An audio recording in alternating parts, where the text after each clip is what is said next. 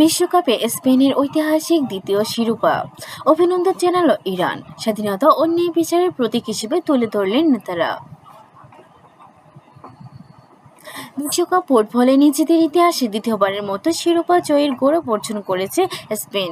রোববার নিউ জার্সিতে অনুষ্ঠিত রোমাঞ্চকর ফাইনালে বর্তমান চ্যাম্পিয়ন আর্জেন্টিনাকে 1-0 গোলে হারিয়ে বিশ্ব ফুটবলের সর্বোচ্চ আসরের ট্রফি নিজেদের করে নেয় স্প্যানিশরা।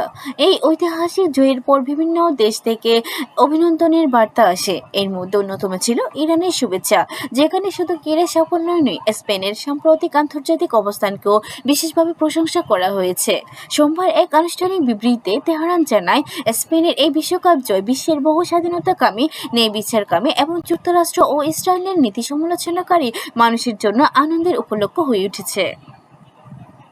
গত কয়েক মাসে গাজা উপত্যকায় ইসরায়েলি সামরিক অভিযানের কঠোর সমালোচনা করে আন্তর্জাতিক অঙ্গনে আলোচনায় আসে স্পেন। একই সঙ্গে ইরানের বিরুদ্ধে সংঘাত ও সামরিক উত্তেজনার বিরুদ্ধে দেশটির অবস্থান বিভিন্ন মহলে প্রশংসিত হয়। এসব কারণে সামাজিক যোগাযোগ মাধ্যমে স্পেন সরকার এবং জাতীয় ফুটবল দল ব্যাপক সমর্থন লাভ করে। অন্যদিকে আর্জেন্টিনার প্রেসিডেন্ট হাভিয়ের মিলেই প্রকাশ্যে ইসরায়েলের নীতির প্রতি সমর্থন জানান। তার এই অবস্থানকে স্বাগত জানান ইসরায়েলের অনেক রাজনীতিবিদ ও সমর্থক। ফলে বিশ্বকাপ ফাইনালকে ঘিরে ক্রীড়ার পাশাপাশি রাজনৈতিক আলোচনাও ব্যাপকভাবে সামনে আসে।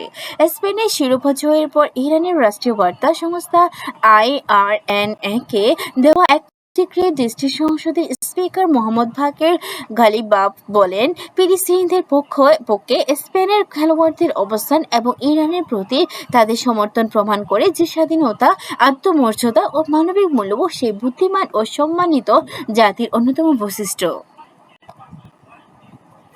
বিশ্বকাপে স্পেনের এই সাফল্য কেবল একটি ক্রীড়া অর্জন হিসেবেই নয়, বরং বিভিন্ন দেশের রাজনৈতিক ও কূটনৈতিক প্রতিক্রিয়ার কারণেও আন্তর্জাতিক অঙ্গনে নতুন করে আলোচনা জন্ম দিয়েছে। মাঠের সাফল্যের পাশাপাশি স্পেনের আন্তর্জাতিক অবস্থান নিয়েও বিশ্বজুড়ে ব্যাপক আলোচনার অব্যাহত রয়েছে।